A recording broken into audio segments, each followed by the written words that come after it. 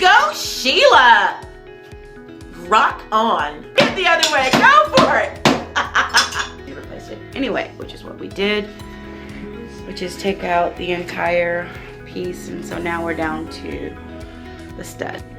Yeah, there's a little hole over there that has to be fixed as well. Oh, here's our next little surprise. We thought we were just gonna pry the tile up, and then we learned that we have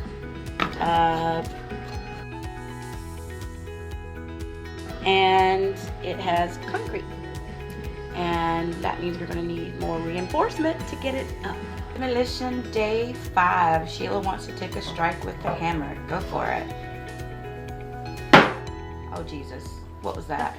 That was pitiful.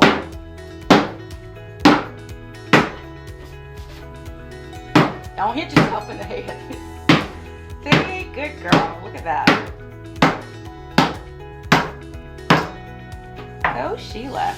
I should have taken that out as well as the doorknob, because now I've locked myself into the bathroom. And I just called Sheila on the phone to come and get me out. Down and dirty of moving a toilet. Yuck. Toilet up wood, very, very spongy.